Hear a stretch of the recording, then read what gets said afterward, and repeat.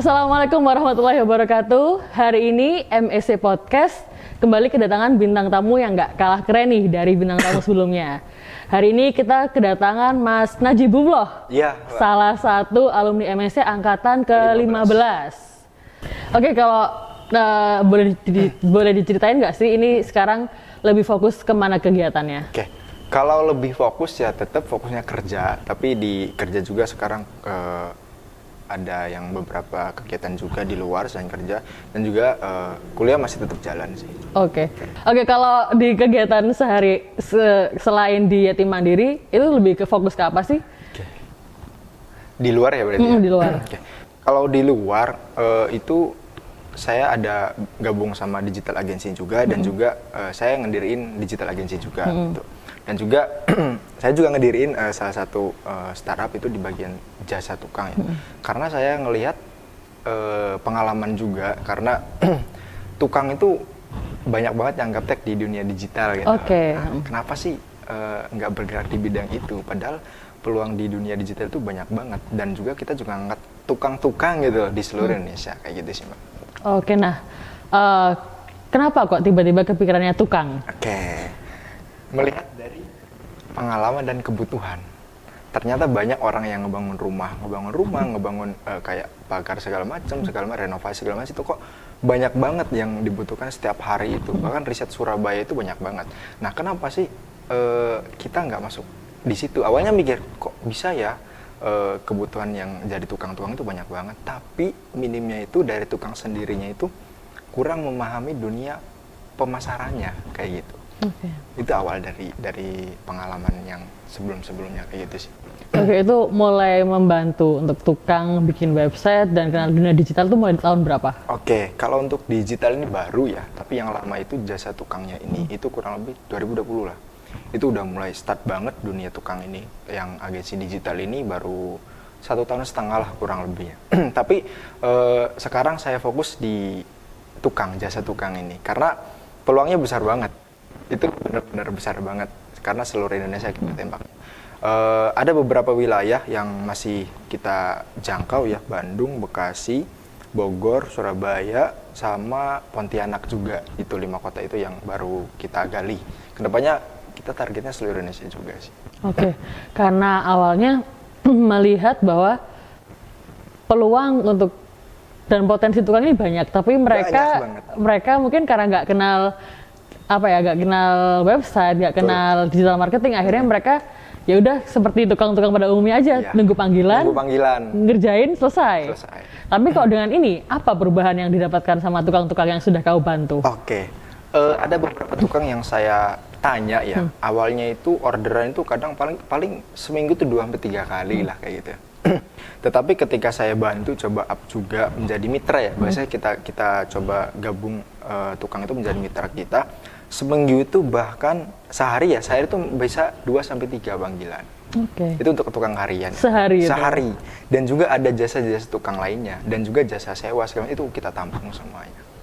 Gitu. Bisa dibilang juga nggak sih ini dengan kamu membantu tukang membuatkan website dan lain sebagainya juga membantu mereka untuk scale up? Betul. Kita juga ada pelatihan tukang, standarisasi tukang juga, dan intinya masih collab ya, kita juga sama collab dengan orang luar juga. Jadi tukang itu kadang ada yang kayak di safety-nya itu bukan meragukan, kayak menyepelekan gitu loh. Tapi kan dalam tukang ya itu safety itu paling penting kalau menurut saya. Dan juga kita ngebuka untuk kayak pelatihan tukang, standarisasi juga itu ke depannya. Dan alhamdulillah sudah berjalan sih. Oke. Nah, dari scale up itu apakah itu yang akhirnya membuat kamu beride untuk bikin startup tukang itu? Iya. Ya kembali lagi ya pas waktu awal-awal itu ini kan banyak ya teman-temanku juga yang jasanya ya di bagian tukang juga sama. Tapi fokusnya di bidang itu aja. Saya mikir kenapa kita, ya saya sendiri maksudnya, kenapa sih nggak buat satu platform di mana jasa orang-orang tukang itu masuk ke situ, daftar jadi mitra, dan kita menaungi semuanya. Feedbacknya itu banyak banget nih dari ya segi materi ataupun yang lainnya gitu. Untuk tukangnya dan untuk saya sendiri gitu, untuk tim kita juga kayak gitu sih. Oke, jadi emang itu masih rencana ke depan ya berarti? Iya, betul. Oke, tadi lupa mau tanya. Kalau dari 2020 sampai sekarang udah ada berapa ratus tukang yang kau bantu? Kalau ratus kayaknya masih belum ratus deh, masih puluhan. Cuma dari 20 sampai sekarang ya, gimana yang paling sulit itu merawat mereka. Gimana tuh merawatnya? Wah, dengan kata-kata mungkin nggak cukup ya kalau menurut saya. Tetapi ketika kita ada project, suatu apresiasi itu untuk kayak nanya kabar ataupun nanya progres kerja, itu paling penting kalau menurut saya. Karena nggak sesuai ketika ada project ini kerjain selesai ya udah. Nggak kayak gitu sistem kita itu. Ketika ada progres, pemesanan ya, progres ketika udah selesai juga tetap kita follow up tukangnya. Tanya-tanya kabar, soalnya itu penting banget kan. Terus juga ada juga ya ketika THR itu pasti dapat lah bahasanya. Oke. THR itu ya kita bagian tukangnya, terus saya juga dapat. Itu feedback saling menguntungkan lah sama tukang ataupun kita. Itu sih paling. Oke. Ada nggak yang dari 2020 sampai sekarang kau bikin sampai sekarang masih lanjut terus gitu? Masih, banyak. Gitu? Banyak. Bukan satu orang dua orang ya, tapi alhamdulillah banyak banget ya yang kerjasama dengan kita jadi mitra kita karena ya itu. Kita itu bukan masalah untungnya, tapi gimana caranya kita menjalin silaturahmi sampai jangka panjang kayak gitu. Dan tukang-tukangnya pun bukan karena kerjasama hanya sebentar saja gitu. Mereka mikir, oh iya Pak, kita kerjasama untuk jangka waktu yang panjang kayak gitu. Itu sih yang paling penting kalau menurut saya. Oke, kalau dalam bayanganku kan selama ini mungkin tukang ini usianya udah nggak muda. Mungkin rata-rata udah 35 ke atas. Betul. Itu gimana sih mereka dalam menanggapi bantuan yang kamu berikan ini? Oke. Apakah mereka juga akhirnya ikut ngikutin zaman atau mungkin mereka terima, ya udah Mas bantuin aja, aku tinggal terima jadinya. Mungkin ada nggak gitu? Oke. Gini ya, kita ngajak kerjasama itu bukan hanya kerjasama biasa, tapi kita juga edukasi. Pak, kalau misal Bapak nggak ngikut ini kita jelasin. Nanti kalau Bapak ngikut kita, Bapak feedbacknya dapat ini, dapat itu. Nah, coba deh sekarang Bapak sebelum kerjasama dengan kita, Bapak berapa orderan setiap hari, kayak gitu. Tapi setelah ikut dengan kita, jadi mitra kita, Bapak berapa kali sehari apa? Ternyata dari situ kita dapat kayak effort yang lebih ya dari sesama tukang cukur. Oh iya Pak, ternyata walaupun umurnya itu lebih tua dari saya ya, dari saya karena saya juga sering banget komunikasi karena komunikasi dengan orang yang lebih tua itu enak kalau menurut saya dan juga itu buat pengalaman diri saya sendiri. Karena kalau misal kita diem aja ya, kita nggak bakalan maju ke depannya. Guru saya sih pernah bilang, kalau kamu maju ke depan itu nggak apa-apa. Mundur ke depan nggak apa-apa, tapi jangan sampai nyamping kayak gitu. Oke. Apa tuh nyamping? Berbeda dari jalan yang dimulai. Betul. Jadi kan jalannya kan kamu udah, kalau semisal kamu cocoknya di sini jalannya, ya udah, coba kamu ke sini dulu. Kalau semisal kamu pengen yang lain, kalau coba-coba aja mending jangan. Oke. Kayak Lebih gitu. fokus aja. Lebih fokus benar. Karena orang fokus kan nanti juga ada hasilnya. Walaupun ya sabar kayak gitu sih. Walaupun sabar itu nggak jadi masalah. Oke. Nah, gitu kan tadi soal tukang ya. Tukang ini kau bantu scale up dan bikinin mereka website.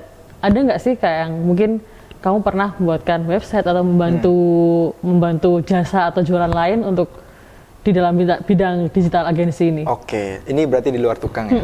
Kayak banyak banget. Sekarang juga ada garapan ya dari Jakarta juga kebetulan klien juga itu ngebuat kayak sistem e-course kayak gitu. Itu alhamdulillah sedang berjalan 80%. Itu salah satu yang proyek terbaru. Dan juga banyak banget tukang-tukang yang minta dibuatkan website. Setelah kita edukasi, Bapak harusnya punya website kayak gini. Tapi nggak apa-apa, kita tumpangkan websitenya ke kita dulu. Nah, sudah lama-kelamaan ternyata Bapaknya paham. Mas, saya pengen buat website. Butuh biayanya apa aja. Segala apa yang dibutuhkan. Tapi kita nggak langsung, oh iya kita ambil ya kan. Enggak. Jadi kita edukasi juga. Bapak kalau misalnya punya website, dapatnya ini dan juga Bapak nanti kedepannya caranya gini segala macam kita edukasi juga dan kita ajarkan.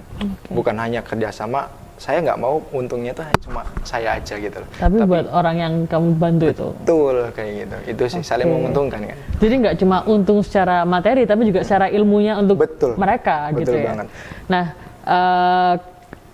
menurutmu sendiri apa sih Jip yang membuat kamu nih seneng membantu tukang ini? Oke. Apakah kau punya pengalaman something tentang tukang gitu atau mungkin kamu sendiri juga tertarik di dunia ini?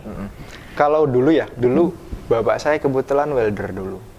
Kebetulan welder itu apa ya? Ya di bidang las lah, las ya.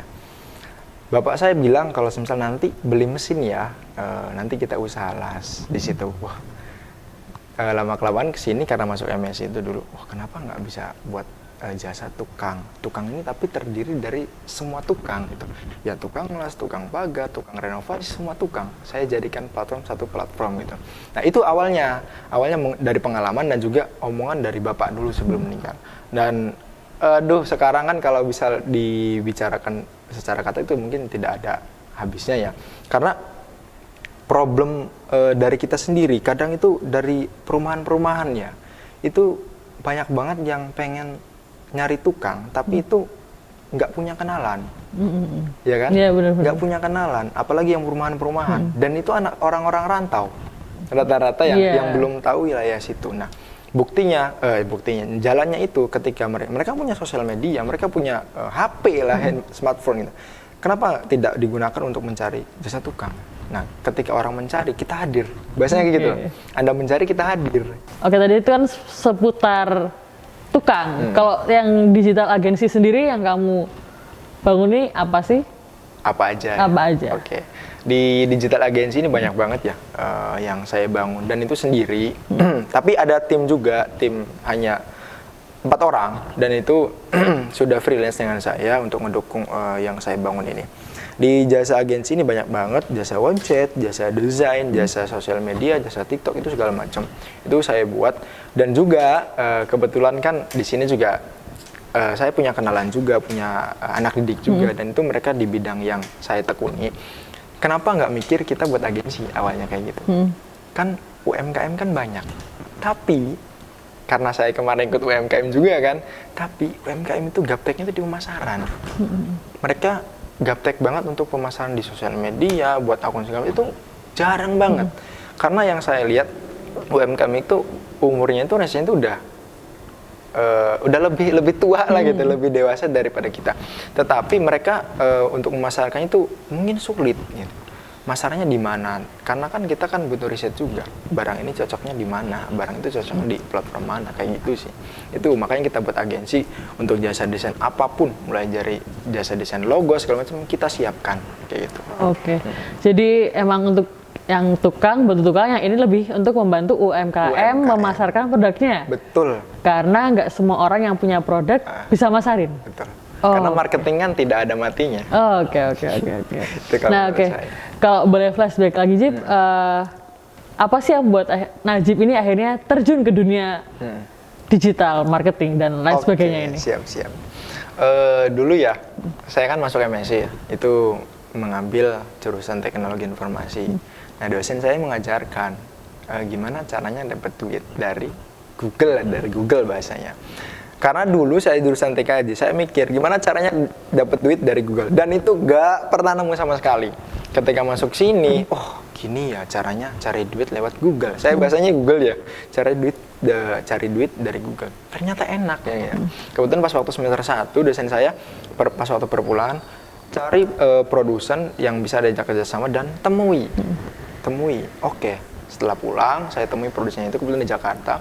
Saya ajak kerjasama. Kebetulan produk saya dulu itu peralatan outdoor. Kayak saya senang ngedaki gunung ya, makanya saya peralatan outdoor. Oke, langsung produsennya saya temuin ketika pulang presentasi dari satu kelas itu cuma saya yang nemuin produsennya, yang lainnya enggak. Saya kaget dong, kok kenapa saya sendiri ya?